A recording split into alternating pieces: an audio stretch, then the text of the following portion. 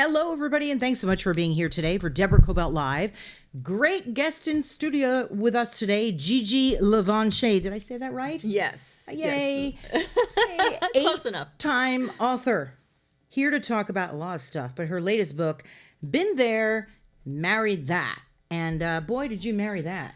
I sure did. You sure did. Wow. So thanks for being here. Thank you. Thank you for having me. I'm excited. I'm so excited to be here. So, got to ask, why did you write Been There, Married That, and who is that about?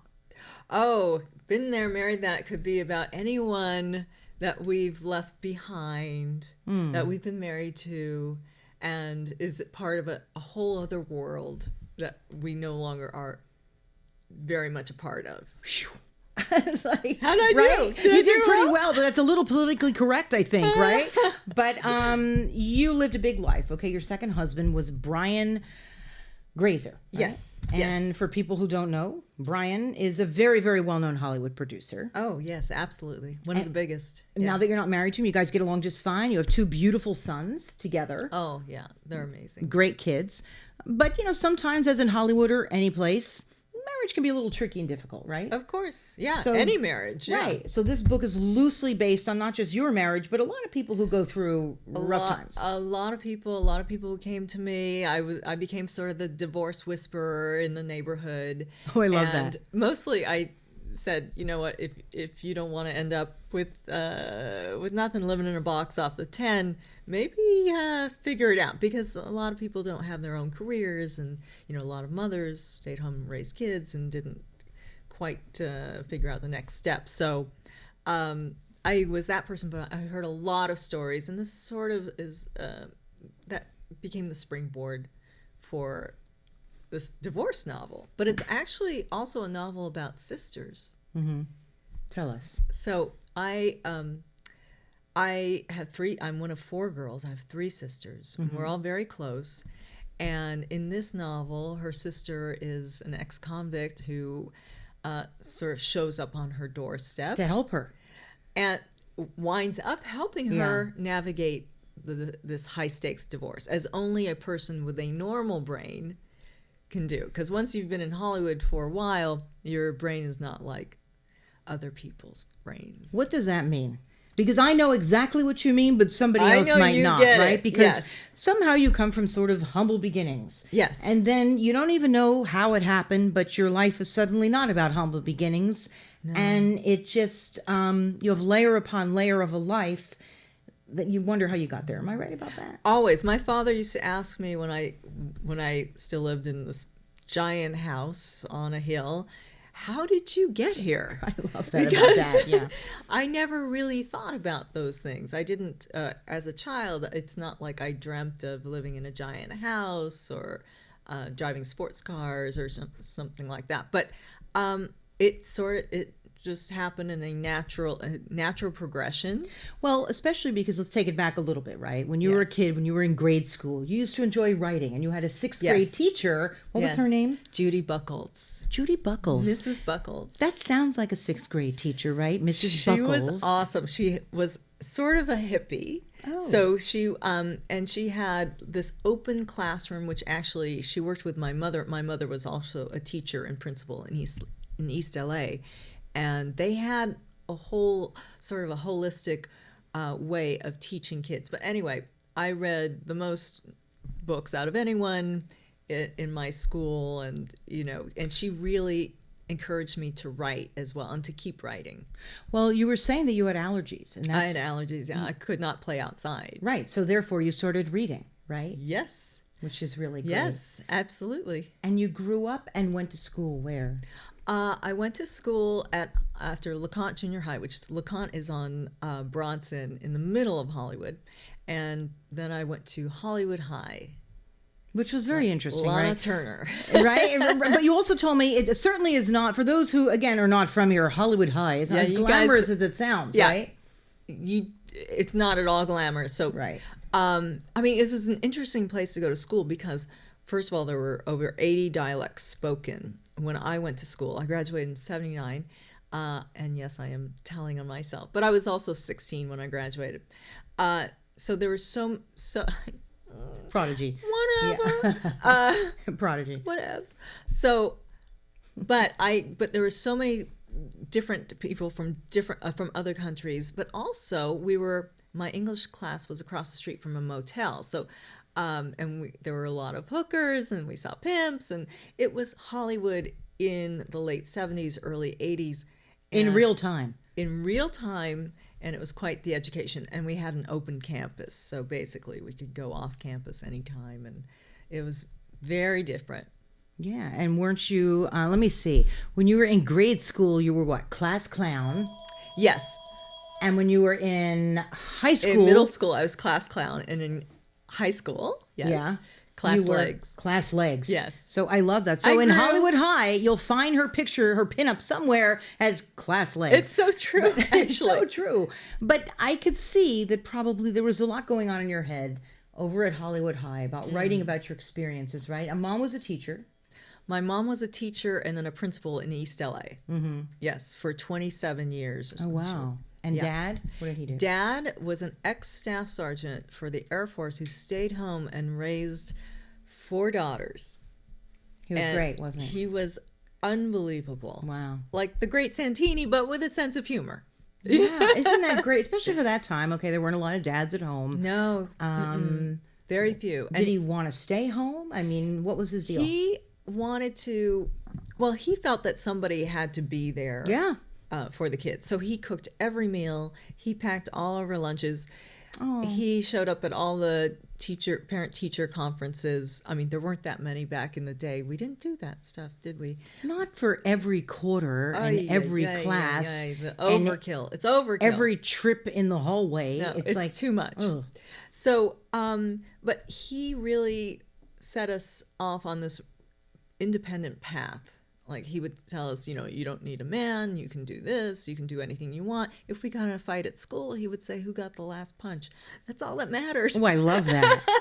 And you had a very colorful sister, right? Or have a very colorful sister. Yes, I have 3 sisters, and the one I'm closest to in age, she wound up, unfortunately, she took a different path, and she wound up going to prison, and in and out for a while, and she had 3 kids, 3 different fathers. I mean, this is all, and who turned out these kids. Neglect goes a long way, because these kids are amazing. Oh, tell me. Yeah, they're in their 20s and 30s now, and talk about great human beings. I mean, hardworking, very putting family above everything. They're just terrific. Sounds like they weren't spoiled. They were not spoiled at all. Sounds like they weren't spoiled, because you have a couple of excerpts that I'm going to read from your book about kids can be spoiled when you think you're not spoiling them, and just by default from where they attend school and the people that they're around, you get adjusted and used to a certain way of life. That's right? exactly right. You have to be very careful. Yeah. I mean, I tell my kids it's the 5 people that who are closest to you who will determine who you are. Oh, I love that. So, I mean, I've heard that before, but there's a more succinct way of putting it, but take a look at who you're closest to.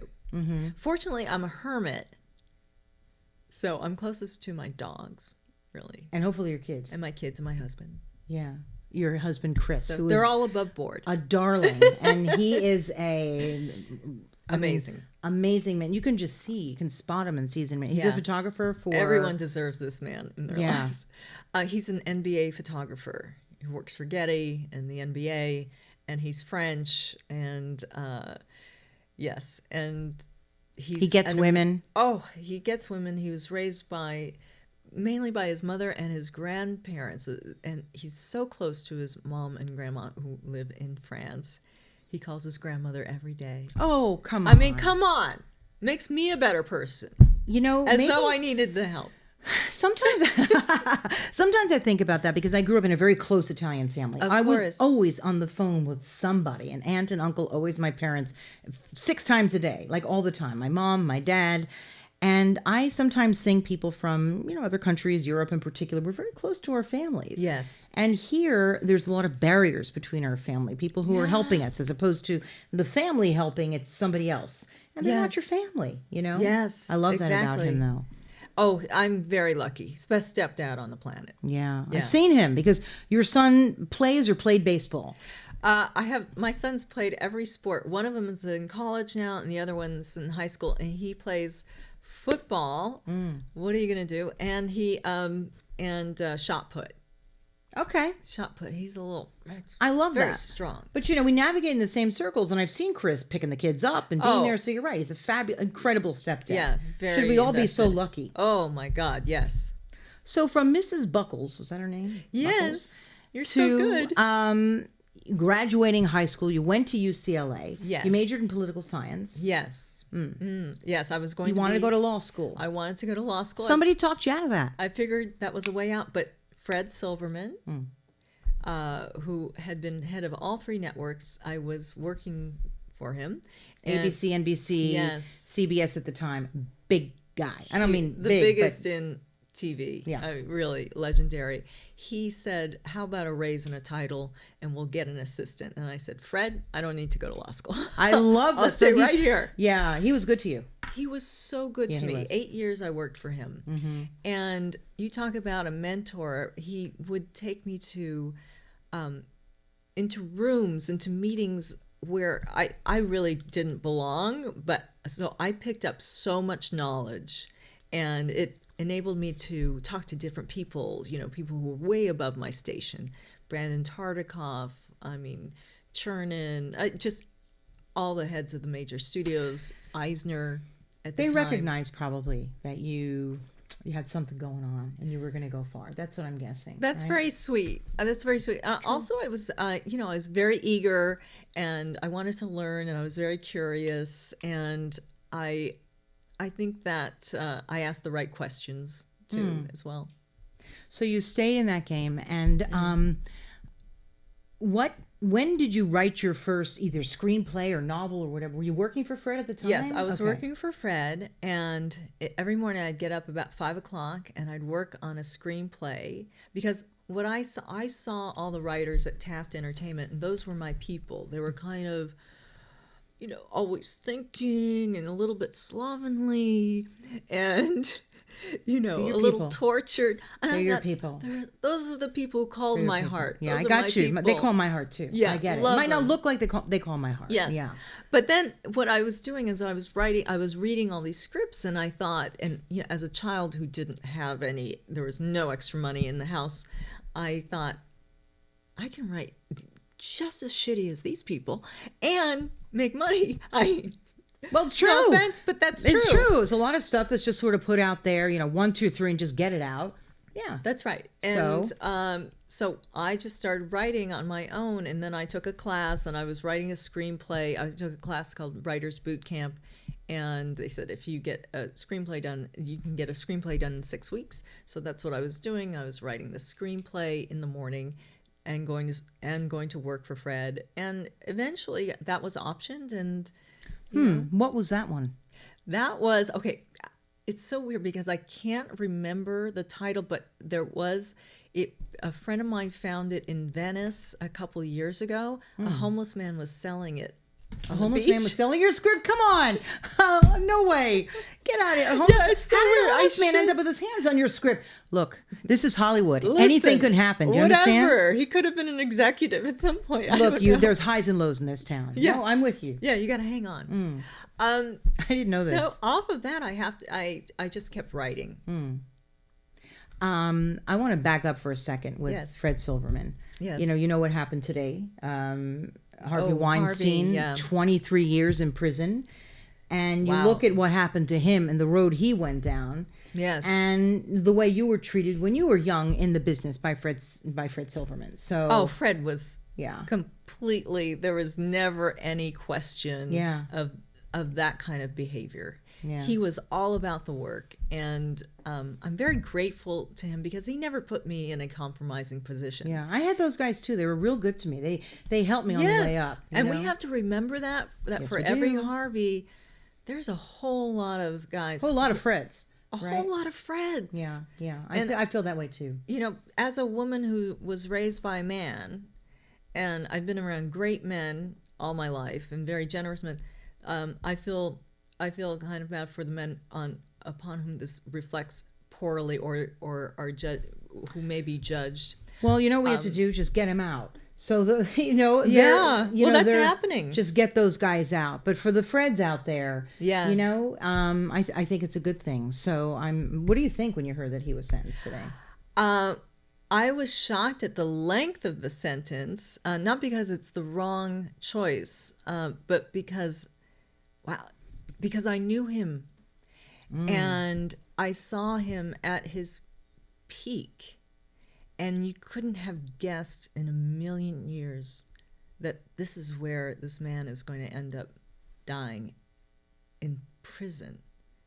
I mean... Very interesting. But, you probably knew him at a different level because you were married to a Hollywood icon, really. Oh, well, I can say this. He was a monster to everybody. I don't know.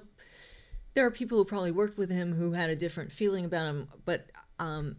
always he was one of the toughest beasts in Hollywood.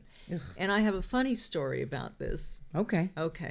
I always have a funny story about everything. Don't we need to do that? I mean, look, these are tough times. We need a funny story about Mr. Weinstein. And that's why I write funny books. Yes, you do. We're going to get into this. I promise. We actually did come here to talk about this, but a little background, get you to understand why she wrote this. There you go. And Harvey's actually in the book. Mm-hmm, that's right. But one time I was meeting Ann Thompson, who was with Premiere Magazine. I was going to meet her for a drink at the Peninsula. It was about 6:30 or Beverly something. Hills. In Beverly Hills, right? And that's where Harvey used to stay. And I'm paranoid about bars anyway. I don't like, as a single woman, my whole life. I know it sends a message. You're sitting there waiting for somebody. I just put my head down thinking, don't notice me. Yeah. Don't notice me. I was with Brian in my life at the time. So, Grazer, her husband. Okay, so I was wearing, kind of office wear, professional looking. God damn it, I'm a professional. That's right. Okay, so I'm walking towards the bar, and this guy zooms across the bar. Meanwhile, the Peninsula is filled with, shall we say, girls of the night. It used to be that way. Think? The Four Seasons and the Peninsula, they're beautiful call girls, okay? Me, I'm wearing like a suit, and I'm heading towards Ann Thompson's. This guy shoots across the bar and says, "Mr. Weinstein is waiting for you upstairs." And I said, "I don't think Mr. Weinstein wants me upstairs."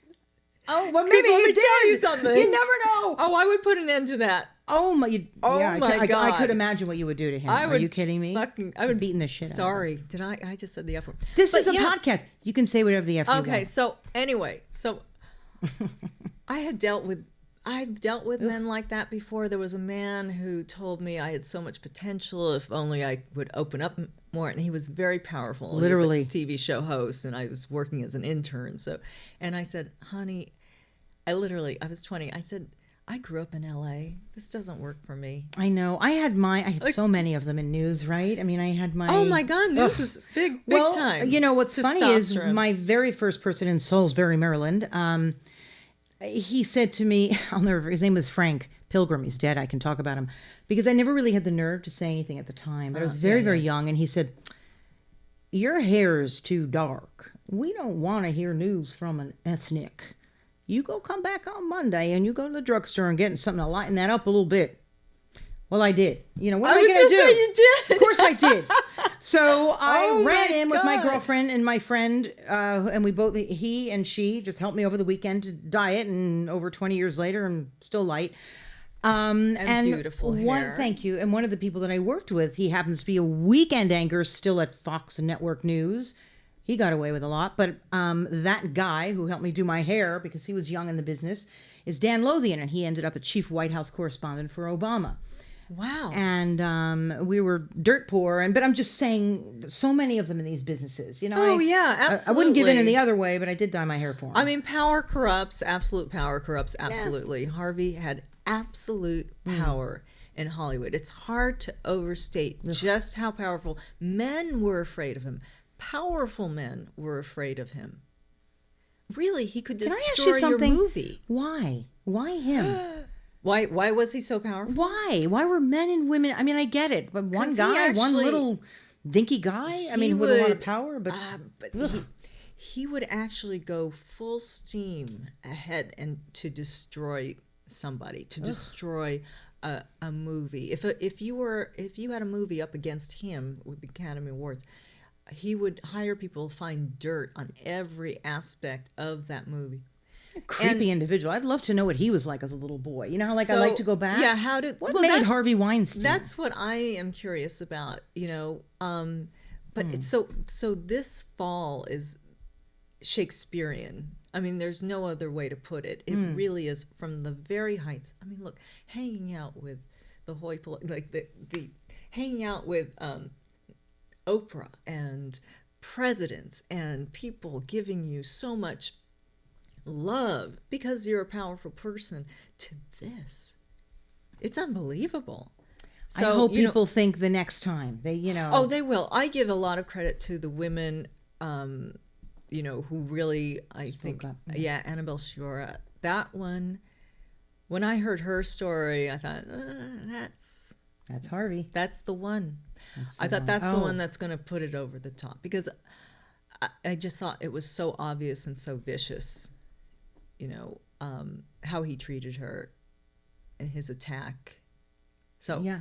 But I could never have guessed this. And the women who came out after her. Yeah.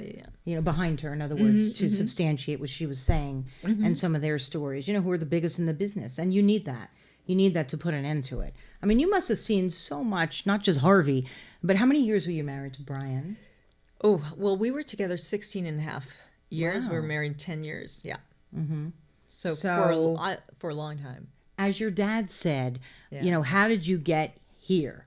From a kid from the east side of Hollywood to a very successful writing. I mean, one of your most successful that everybody knows about is Stepmom. Yeah. Tell us about that.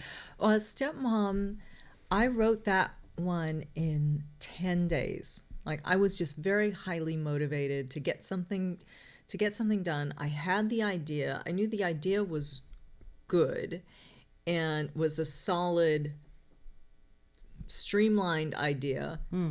And I holed up in the house and I just got it out. In 10 days. In 10 days, And yes. it was based a lot on your real life story, wasn't it? Well, it was partially in that, I was a stepmom. Mm-hmm.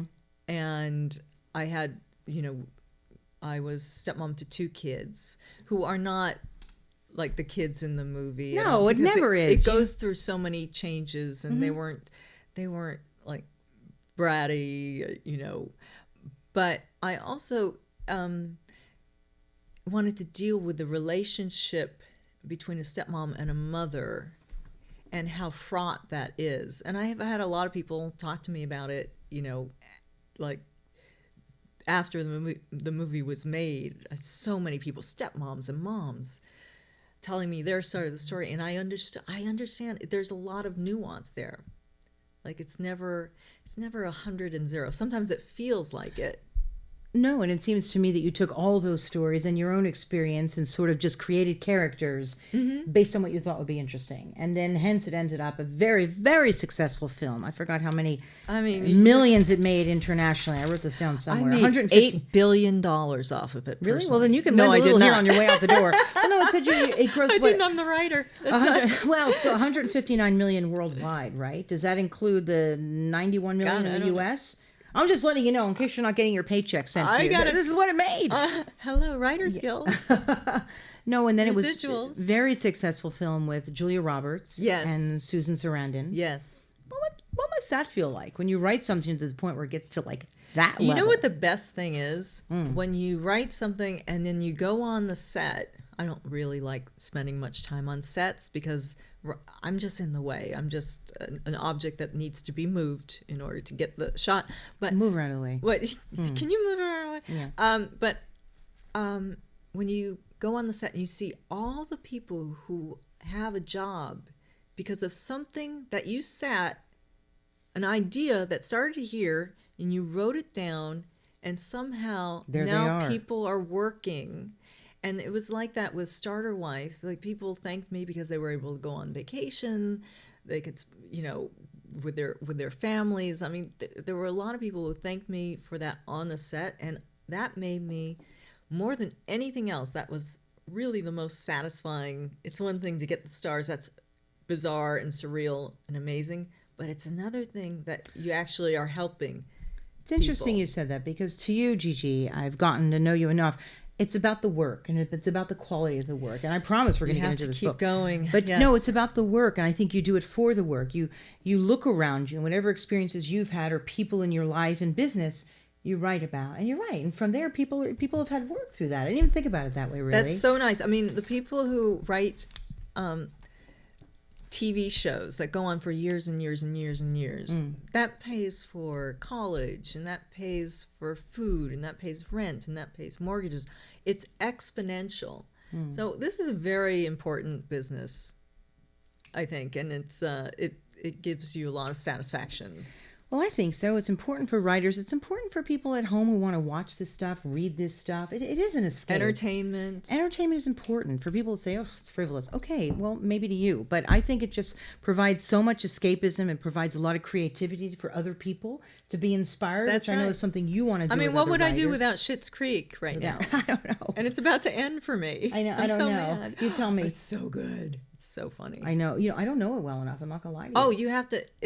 I got the whole family onto it. Do you really? Yeah. I know It's you so need to good. just get onto so it. smart. A lot of times people have been bugging me. They're like, Deborah, why? Let's start. It's so you. I don't get it. I think it is so me. So I gotta do that. Let's get a little bit into. By the way, you did mention Starter Wife, which ended up on USA Network as a miniseries with Deborah Messing. Yes. You know that was a major success. Yeah, that was big. And she was perfect. Yeah, she's terrific. Yeah.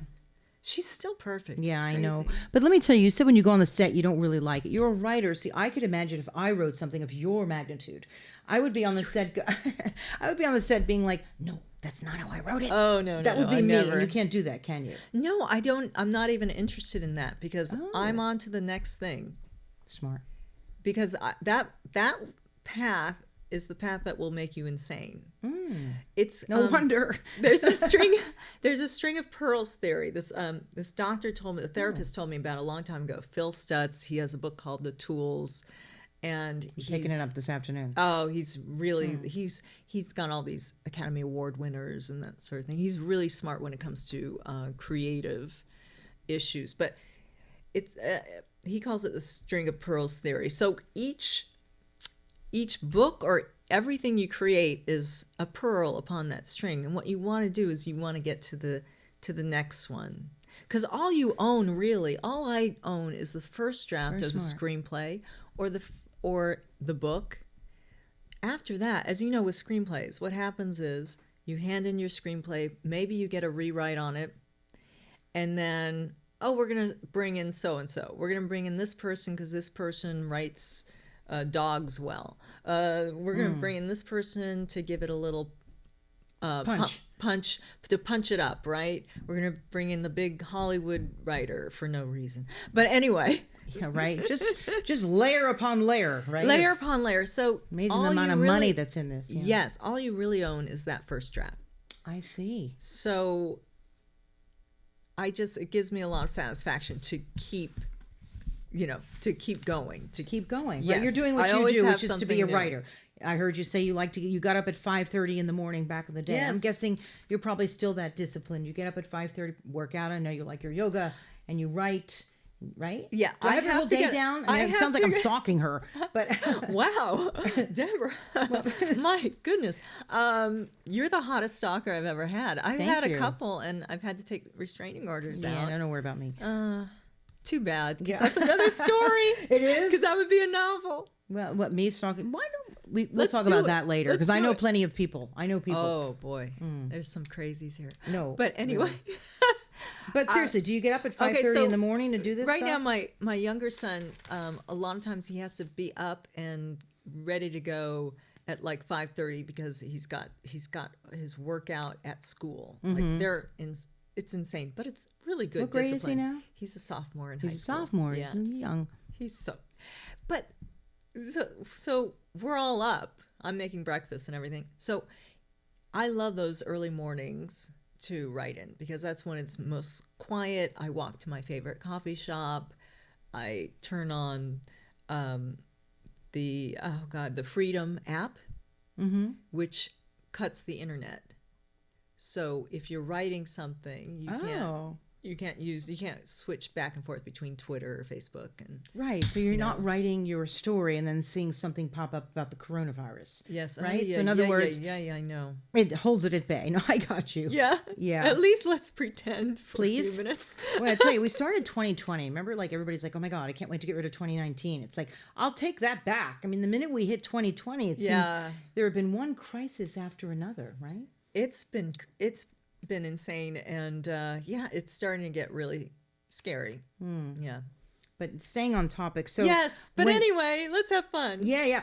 But I just wanted one more thing. When you know, when you write and you get it out there, you were talking about option. When you option something. Oh yeah. Right, and you ended up in like on the option tarmac. You called it, which please explain to people what that means and what optioning is. So, for example, I have several screenplays out there that have been quote unquote optioned, which means somebody says, I want a producer, you take it to a producer, the producer says, well, I want to take this and see if I can package it, I can see if I can put a star on, and see if the studio wants it and everything. But the option doesn't, first of all, there's so little money in options these days, sadly, but because I used to be able to make a living off of just optioning. The option doesn't mean there's money involved, and sometimes it means it's free. What is it? What do you mean it's free? It's free. Like I have a screenplay with a producer who is a very big producer, and she's taking out this screenplay wide, and we have an actress on it. But have I made money off of it? No. It's just the way it is. It's just, but back to what you said, you stay in your lane. So I just keep, I stay in my lane. I just keep going. But so the option tarmac is like, you've got all these projects lined up on the tarmac. Is one of them going to actually take off and be produced? Stay tuned. We'll see, but I love that. Is it going to take off? We'll see. Stay tuned. But I'm going to get more on that option tarmack. Yeah, you're going to have one plane after another just sitting there, right? That's right. I'm going to be like Burbank Airport. Okay. You're just going to be going anywhere. Right? Yeah. With Gigi Books. That's right. Been there, married that. Yes. This is so clever. This is number 8, right?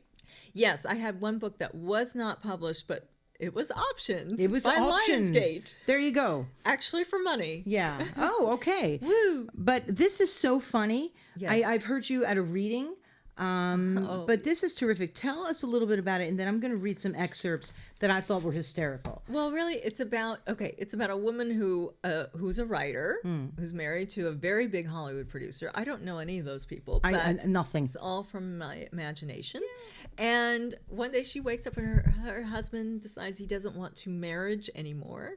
And he uses that as a verb. Meanwhile, they have 2 kids together. Yes. Well, actually, in the book, there's one child who's a girl. Right. Pep? Pep is going through this, like, pre-adolescence. Notice early adolescence, which is horrible. And then the character of Agnes, who's the wife, is going into premenopause. So there's a lot of hormones mixed in with a Hollywood divorce. And then her sister, Finn, shows up on her doorstep needing a place to stay because she's just been released from prison early. So it's all this big crazy mix, which sounds unbelievable, but we all know it's not. Totally believable, right? Oh, when my sister was in prison, she would call me in my 20,000 square foot house that had 29 phones in it, and I would hear the ringing, echo, echo, echo, echo, echo, pick up. And the operator's like, will you accept a collect call from so-and-so? Or, yeah. It was the dichotomy of those two lifestyles was so interesting to me. And each had their own qualities, So my sister definitely has some excellent, she's one of the best people I know. Well, she's just gotten herself into trouble, right? It's just a different path, baby. It's a different path. Woo. And how many rooms, how many square feet was that, you said? 20,000. Wow. On 3.5 acres. It was nuts. And when you have a home... 16 bathrooms. 16 bathrooms? That I know of, yeah. That you know of? Yeah. And you talk about that in the book, not about the 20,000 square foot home. Yeah. but Yes, about because Agnes's that wasn't home. believable. Right, that's almost like, wait, what? Yeah. But we talk about Agnes's home, which is about half of that size, right? You sort of dumbed it down a little bit for us. Yeah. But Let's be a little more relatable. right, let's be a little more relatable. Yeah. Let me read from a couple of these, but let me see which one do I want to do first. That's so nice. Let me see, page 56. Just keep talking while I find Not this page thing, which- 56. Why? No, I'm kidding. But marital purgatory. I love this one. Civil war had erupted in the dead zone. Pep, the woman here, the daughter here rather, was still not speaking to me. Her 2-word sentences had devolved into hiccups and grunts. It was like living with a freckled pug. You know what I love? But even though they lived in this home and had a huge life, still was regular life, actually. You know, the kid That's who what wasn't I talking kept to it the as. mom. And I love that Yes. because you bring us back to reality so that it's relatable. You know what I mean? Tell me about that. About being relatable, even if you're. Yeah, you just made it Well, very it's relatable. really up That's to- why it's so funny. It's like, oh, I can relate to that. Because that's who I am. I never bought in 100% to the lifestyle I was living because You didn't come from it. I didn't come from it, but a lot of people don't come from it, but they embrace the whole thing. Why and does it have to become so grandiose? That's my question. I don't know who we're supposed to be impressing. Like, even if you look at Marilyn Monroe's former home, right, up on Helena, it was a small Sweet. little It's 2-bedroom cottage. Now, I get Yeah. it, she didn't have a family, but you know what I'm talking about? The homes of yesteryear of old Hollywood, they didn't have these massive No. estates. They might have had the land. They tear them down so fast in Beverly Hills because they're 4,000 square feet. Right, which is isn't like big enough. big but doable, right? Yes. And now to 20,000 square feet, right? Yes, and to the edges of the lot. I don't understand. I think it's kind of like an arms race where you're locked into a particular part of society and you feel like you have to compete. The kids have to go to these schools. You have to have this number of Birkins or the latest one or whatever, which I find I think they're I ugly. can't- I'm sorry. I know I they're can't popular. carry them. They're so heavy. They're heavy. They're like triangular at the Like, bottom. And if yeah. I want that, I'm gonna go to Vicente Foods and fill my little arm cart with like my basket with cans. Like, yeah, I don't. But I never did. I was raised by a man. So also, my point of view is a little bit more practical, I think, when it comes to that stuff. Does that make sense? It does. Yet somehow you end up I'm a dude. immersed into this world. Yeah. And I'm certain that you're thinking, why? So you write it all down just to make sense in this book, Yes, right? yes, and to understand myself better and to bring a human quality, a more normal quality to this lifestyle. I like this. The Yes. description of the Hollywood wife. I'm skipping a little bit. A Hollywood wife socializes with other Hollywood wives. Well, now that's where I've gone wrong because they're all over my school and I never quite sort of got them. But a journalist is very different and a writer tends to be very different. Yeah, because we're on the periphery. We have to be. Yeah, even if we're sort of living in it We and can't school help in it. it. I'm not the Birkin type, you know what I mean? Yeah, So yeah. I would write about it just like you would or report on it, but yet being it never interested me. Right? Because you're more of an observer of Right. that kind of thing. You participate in the things that you want to participate in, but maybe you're not going to lunch every day. I definitely was not an insider. No. Yeah. No. But because they probably didn't want me to be, honestly, because I probably saw things and they could figure it out. Am I right? But were Honey, you? that's my life, baby. I was the outsider's insider. Yeah, I got you. I was in it, and I'd throw parties every once in a while and have all. But when I was in, say, an environmental group of Hollywood wives, and we would fly to Washington D.C. on private jets to protest the dismantling of environmental laws, I would say, should we really be doing this on a private jet? And, yelling at the gardener for driving a diesel truck or whatever it was. And their answer was? We're doing our best. So God I forbid was you like, take Delta. Oh, okay. All right. Right. So So I you sort didn't- of... I think I reflected back on them something that they probably didn't like, and I don't blame them for that. Well, they did the best they knew to do, right? They wanted to do something, but that's the only way they knew how to do it. And priorities are different and all that, But I cannot, look, we're all hypocritical enough. I couldn't maintain that in particular. I understand. And so, it's like being a witch when you see things that maybe other people don't see. I see things all the time. That means I am a witch. You are a witch. Yeah, I'm a I witch. see you. I know. I'm a witch. No, I feel like I come from a long line of witches. Really? Yeah. I believe that. Yeah. There's one area, and I'm looking for it. The one where they were, where he was deposing people. Where is it? 198. Oh my gosh. I can talk to me, you all about deposing. I told you this one was one of my funniest. Okay. You're texting, not you. I keep saying you. Agnes is... Her personality is very similar to mine. It is, and that's why I'm looking at this going, okay, Gigi. But Agnes is texting Trevor, the husband that she's divorcing, okay? I love this one, Agnes. You're deposing my dad, my agent, my manager, my book agent, my best friend? And Trevor writes back, it's called divorce. Why, is there somebody that I'm forgetting? I thought that was was that sort of an exchange that ended up happening or in real life? Okay, what I said at some point, I was, like, so many people in my life were being deposed. Ugh. It was really odd, but it was just a tactic. So I said, look, I said to my husband, tactic, that's right. I said, you're deposing all these people, but it's like a party now. Like, you can't depose all of them and not this other 10%. Like, people are starting to feel left out. Clever. So things like that, I just sort of turned on their side. Because and what did he say? I love the word husband. That didn't get past me. I never thank you. Yeah. I mean, he laughed. There were a lot of moments like that during our divorce where I just wasn't going to fall apart. I had to be the oak for my kids. I mean, somebody said be the willow and be bendy. I'm not so much a willow. I'm more of an oak. You're an oak. Like, my roots are deep. You got to throw a lot at me too. Because you came from the east side. That's why. I'm from the east side. You're from the east side with a dad who served in the military, who cooked your dinners and made your breakfast. Yes. Right? And a mother and a mom who's a teacher. Teacher and principal in East LA for Philippa Costa for years and years and years, and there's nobody tougher than she is. What great perspective. That's why you write the way you do. Yeah. Thank what you. do you want people to know about this? Because I think it's one of your best books. I really do. Do you Thank feel you. that way? I feel like you're coming out of the pages. Tell me. It's sort of hard for me to... each of them has a piece of my heart and a time in my life.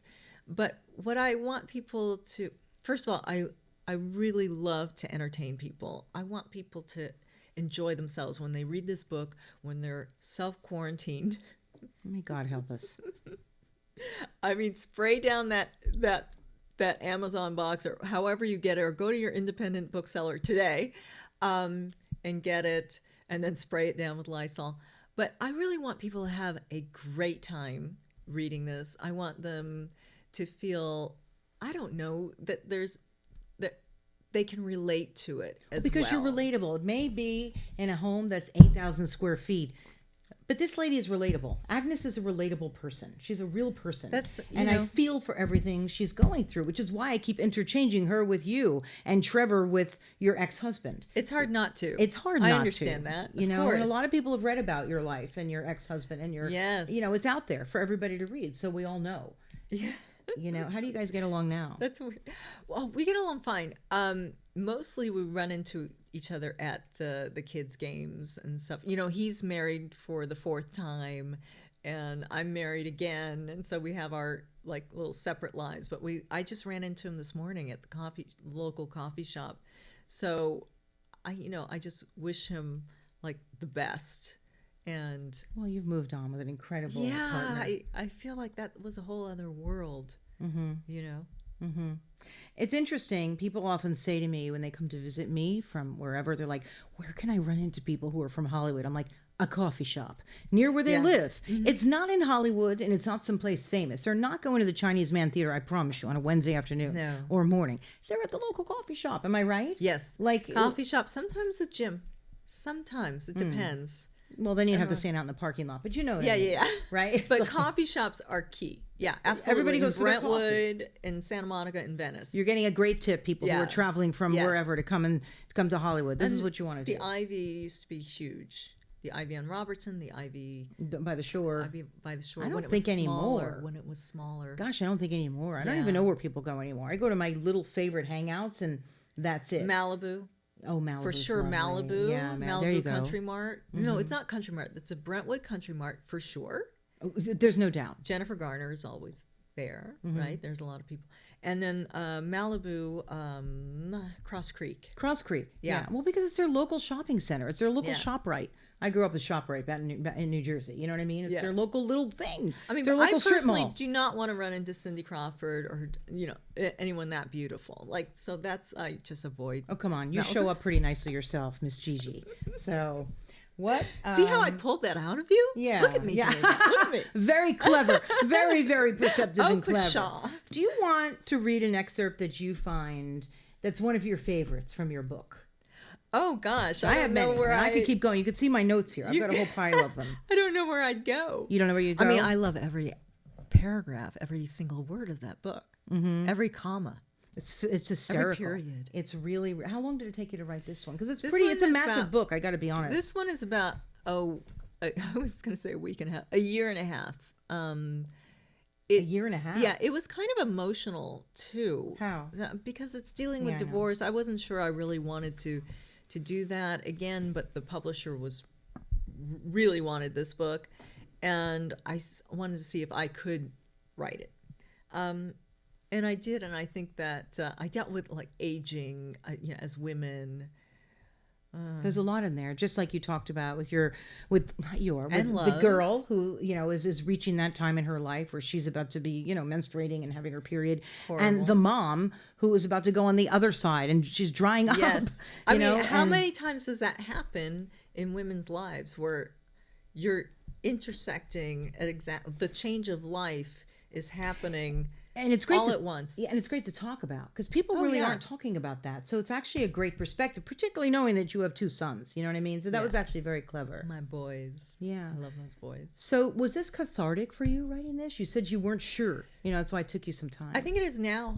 Oh, it is now. I think it is now. Yeah, and I feel that I did a good job, and nobody. I mean, everybody in this comes out, I think, looking great. You turned it. You had a real turned it upturn at the around. very Yes. end. You really did. No, which is also makes for a nice read. You know what I mean? At the end, you're I gonna like have to read it that. yourself. Honestly, I don't really like depressing books. no, I don't like depressing anything. I mean, honestly, I can sort of make a joke out of anything. I know you've done Me comedy. too. 20 minutes later, it's a joke. Whatever it is. Yeah. Yeah, I'm not never at anyone's expense, but No. right? But that's how you write, which I love about that. You don't want to. Is there nothing in particular? Because then I'm just going to take a stab at one more. You go, baby. Let me see. Where am I? Pages 1. Yeah, because I don't think I don't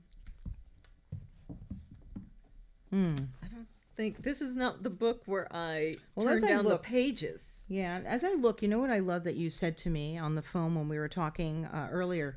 I said, what do you want to tell people who have a book in them? What do you want to say to them? Because a lot of us have a book in us and we might not have the discipline. We might not think Where it's did good they enough. put that book? In which orifice? What do you mean? They have a book in them. Got inside. it. Went over my head. No, But you know what I mean? wasn't that No, well, no, it's just just above my pay grade. But because you said you really want to inspire people who have something in there that they want to write. Well, I think first of all, I think everybody does have a book in them. The key is to write a little bit every day. Mm-hmm. So, like Stephen King in his book On Writing he says, I'm Stephen King. I write 2,000 words a day. You're you. Write 1,000 words a day, and don't look back.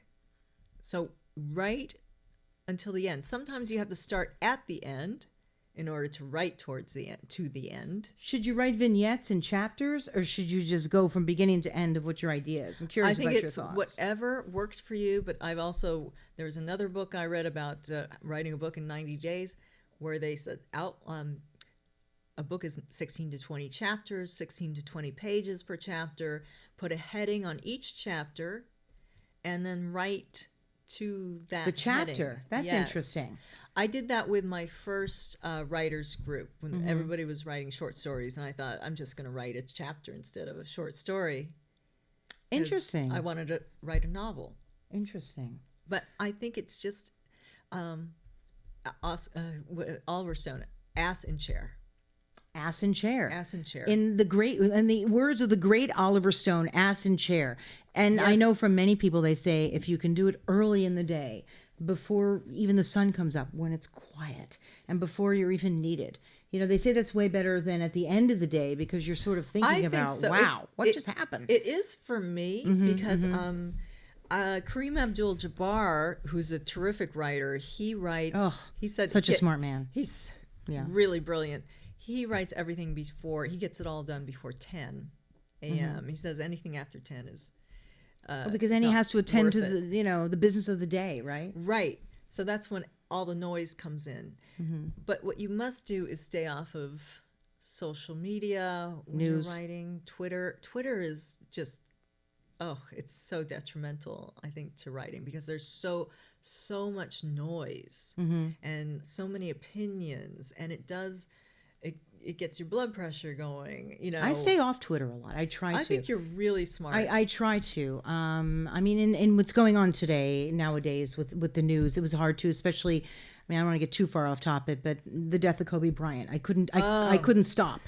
We all knew him, or many knew him way better, and that was very difficult. And then we went right into this virus epidemic, pandemic rather. So it's very hard to stay off it. I have to force myself.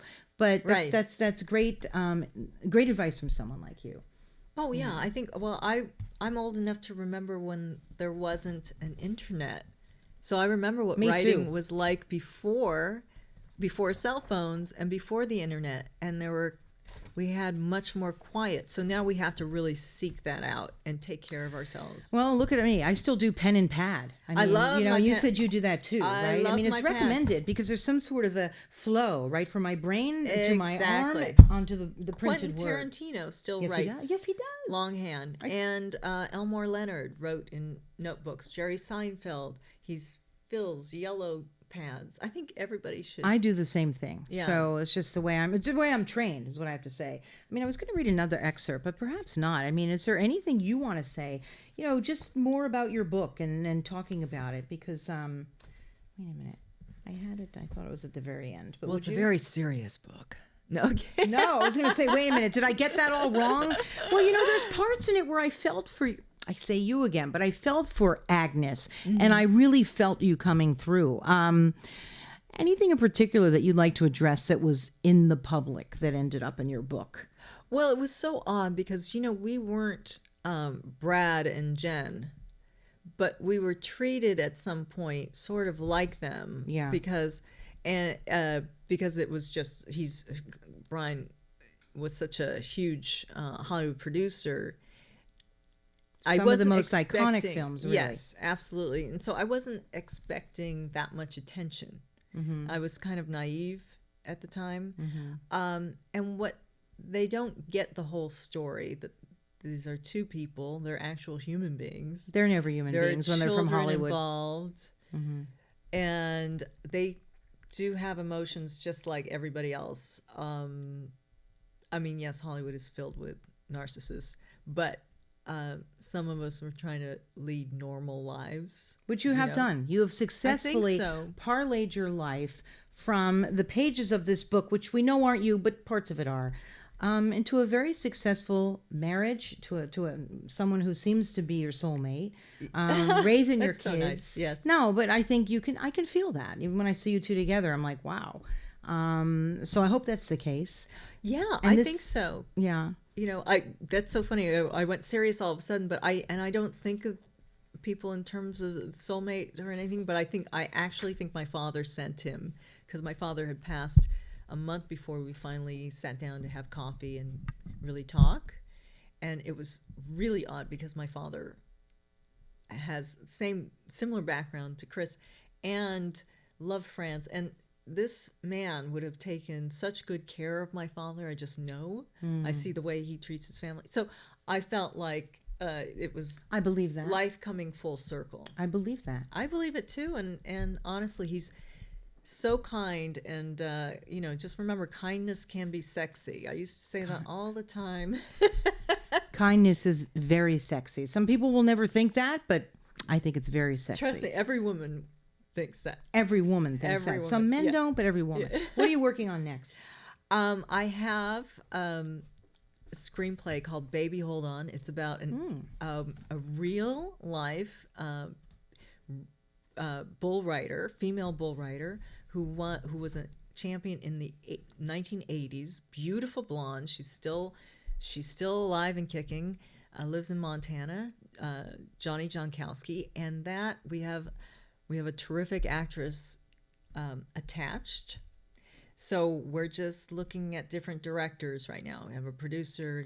So And that's not a novel, right? That's a screenplay. no, that's a screenplay. There's a real difference, because I'm writing yeah. something and they said, do you want to do a novel or a screenplay? What do you feel about this? I'm like, I don't know.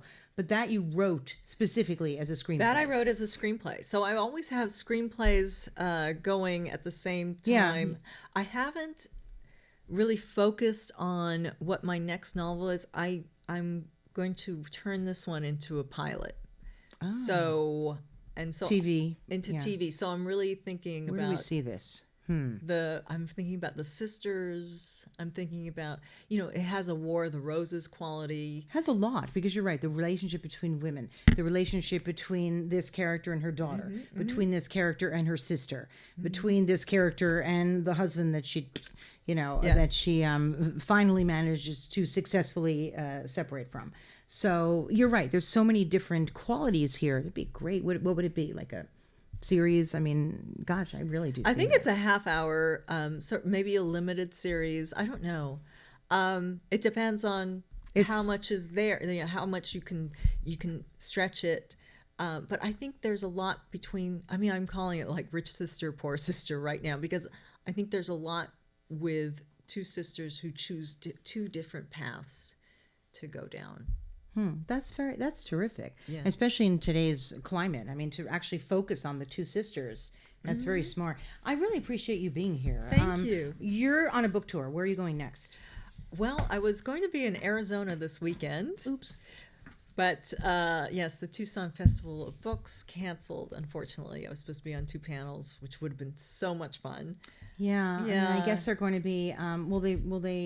Did they postpone it? They're or going they to just canceled postpone it. We don't have new dates yet. And then I'm also going to Atlanta in April. I don't know if that's going to. Let's hope. But I just drop by bookstores and sign books wherever I am. Well, especially locally. I know you're here for people in LA. You're at Book Soup. You're at. Are you in Barnes and Noble over at Barnes the Grove? and Noble at yes. Diesel. I love Diesel. It's one of my favorites. On That's 26th Street. Yeah, Santa Monica. Fantastic And bookstore. if you go there, you can probably find somebody getting a cup of coffee who's famous. So that's for sure. There you go. If not Gigi, you can find somebody else.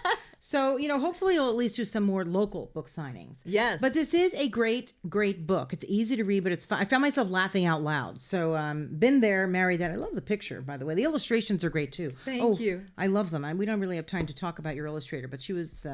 I love this. And I also... You're really fun. You just put him in the pool, huh? Upside Yeah, down. yeah. Put a weight on him. I don't know.